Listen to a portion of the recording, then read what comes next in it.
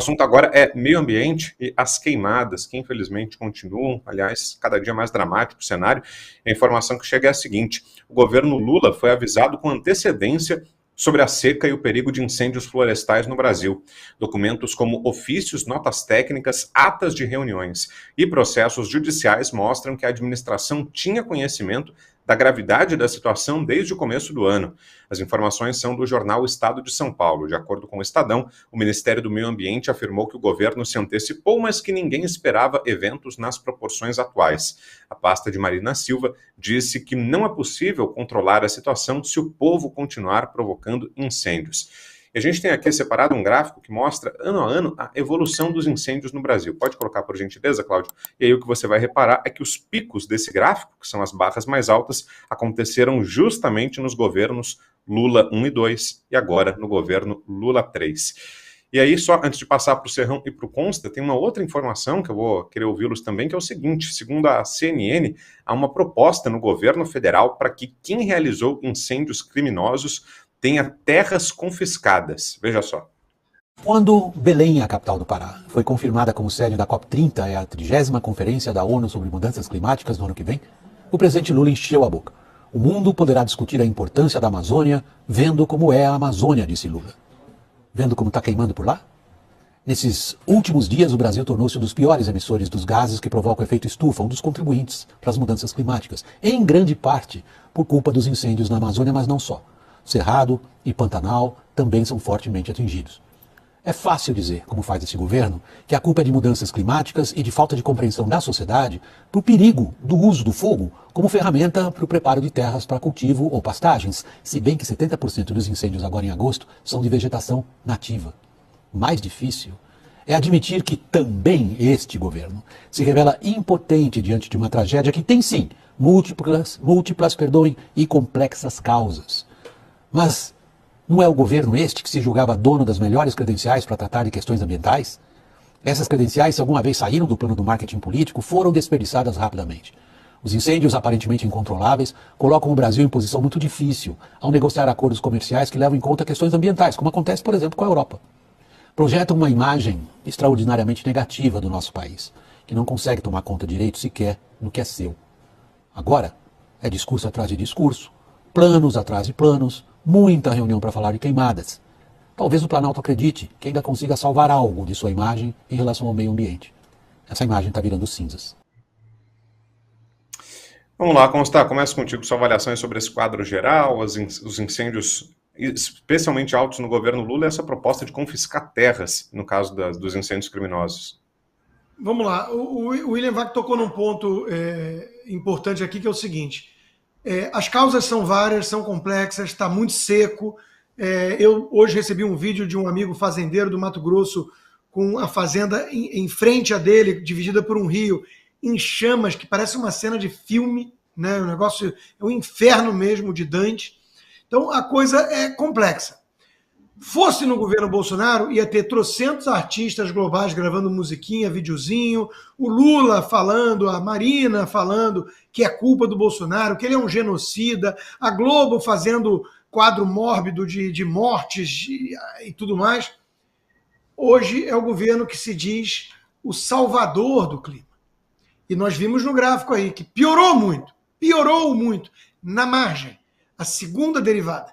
Ou seja, piorou muito a situação e eles estão fazendo cara de paisagem, como a gente chama, poker face. Né? Não é comigo, lava as mãos.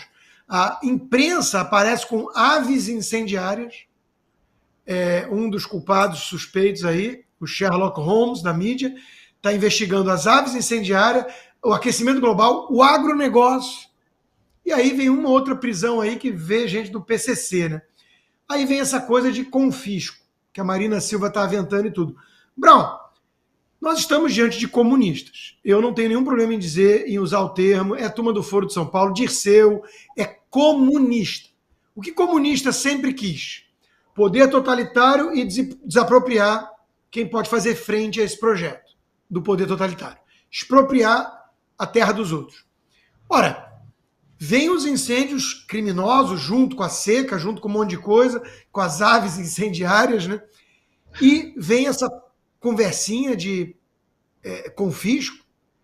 está muito claro que o Brasil está correndo um risco de comunismo. Aí, junto com isso, tem confisco do FGTS, raspatacho de conta esquecida no banco ou de gente morta, que não é do Estado, é dos herdeiros. Tem herança no Brasil, tem direito de propriedade. Então, a propriedade privada no Brasil está sob ameaça. Isso é o projeto dos comunistas. O sonho do Dirceu e do Lula é que a China arremate todas as terras do agronegócio brasileiro e que o MST faça o resto do trabalho, com desapropriação e tudo mais. Aí o Brasil virou comunista de vez. Hoje o agronegócio é o que segura. Tive um café hoje, por acaso, com um grande fazendeiro do Paraná, de Londrina. Tomamos um café hoje, ele estava me contando um pouco da situação lá. Então, assim, é bom o brasileiro abrir o olho, porque tem muita gente, quando você fala isso, tem muita gente que ainda te recebe com um risinho de deboche. Lá vem ele falar de comunismo. O Paulo Guedes cantou a pedra, né? Se essa turma voltar ao poder, em 1 ano e meio o Brasil vira Venezuela. Hoje o Brasil pode dar uma aula ou duas para a Venezuela, de coisas que nós estamos mais avançados, quando o projeto é o comunismo. Então, Brown, não é para brincar aqui em serviço. É para entender a gravidade da situação. Eles estão falando, eles estão perdendo o pudor, eles estão desinibidos ao propor certas coisas como balão de ensaio. Então, eu vou aqui deixar uma teoria da conspiração. Estão colocando incêndio de forma criminosa para desapropriar os proprietários de terra no Brasil? É uma pergunta, fica a dúvida. Serrão. O regime comunista, é bom a gente deixar claro, nazi-comuno-fascista que está mandando no Brasil hoje, que foi capaz de manipular o 8 de janeiro, esse pessoal não vai manipular também um incêndio florestal ou um incêndio numa fazenda? Lógico que vai. E é isso que está acontecendo. Os gráficos, dados reais, mostram que o governo do PT incendeia o país. E isso não é retórica, está lá, está nos números. Os incêndios sempre acontecem quando tem o governo do PT. Qual é o jogo? Qual é o interesse? Primeiro, mostrar que o Brasil pode ser aí um pária do meio ambiente. Essa é a primeira falsa impressão que se joga. Para culpar quem? Para culpar o fazendeiro, que é o produtor, e o fazendeiro brasileiro, o produtor rural brasileiro, é o que mais conserva o meio ambiente no mundo. Não tem exemplo fora do mundo que tenha tanta conservação ambiental quanto o nosso agronegócio faz. Mas esse agronegócio, ideologicamente, é sempre demonizado. O discurso ambiental, ele é usado de maneira canalha. Para quê? Para conter as potencialidades do Brasil. Sempre foi isso que aconteceu. Então, quando aqui não pode fazer uma hidrelétrica porque vai gerar impacto ambiental. Mentira! A hidrelétrica seria fator de você reservar água, por exemplo, para conter a crise hídrica, para conter momentos de escassez. Então, a gente não tem um plano de reserva de água. A cada alteração pequena do clima, a gente não tem uma política pública para armazenamento de água. Cadê a água da enchente do Rio Grande do Sul, por exemplo? Foi parar aonde?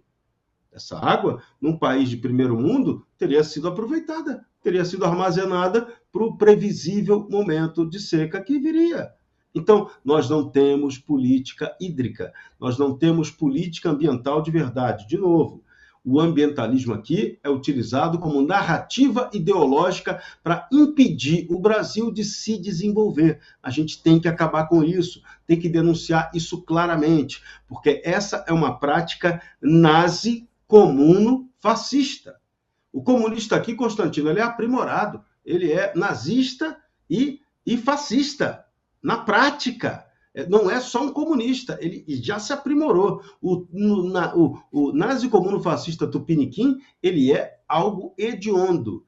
E ele sempre se disfarça do bonzinho, do legal. O inimigo é sempre o outro, né? O inimigo é o Constantino, que faz muita crítica, né? É isso. Então, o nosso modelo tem que ser mudado. O brasileiro, ainda bem, já está acordando para ver que, né? Cadê a Greta? Cadê o Leonardo? Cadê a turminha? Cadê nossos artistas para estarem defendendo agora? Estão lá, se transformaram soldados do fogo?